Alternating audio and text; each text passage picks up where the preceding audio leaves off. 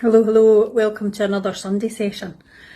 I'm going to talk to you this week about confidence. And it just so happens that I'm reading Lauren Curry's book, Be Upfront, which is all about confidence, and I'm really enjoying it.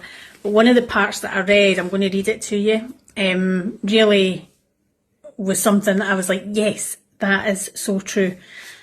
So it reads, no one is confident all the time. One of the confidence myths we talk about is that confident people are confident all the time. Wrong. Confidence ebbs and flows. Often we are very confident in one area of our lives, but lacking in others. This is true for everyone. And it really is, right?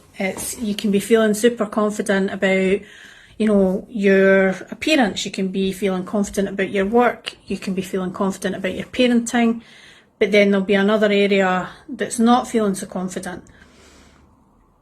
In the times when I've had to really show up for myself to build my confidence, especially surrounding, the start of the Scottish Soul Sister, where I went from my stage being the salon floor to talking like this online or standing on actual stages, recording myself, speaking publicly, those weren't natural to me.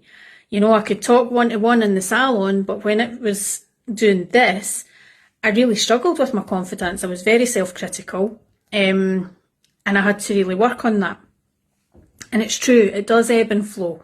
It's not a destination. And there's nothing that'll impact your confidence as becoming a parent, because it impacts our biology, our physical appearance. I've just turned 50. That impacts it. But it's really interesting because I feel that now I'm actually way more confident within myself and in my own skin than I was back in my 20s when I was this wee skinny thing charging about the town, and I had bags of confidence, but it was different. It was a different confidence. This one feels like I'm sitting in it. And I can call it forward when I need to. We talk about borrowing confidence.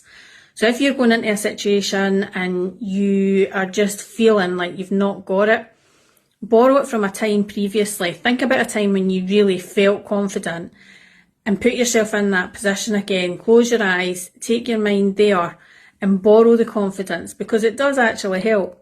I always go back to a time when I was closing up my salon in Jakarta. I remember the music that was playing, it was Roisin Murphy, and I was really feeling like we're doing great, the business was taking off, I was loving my life.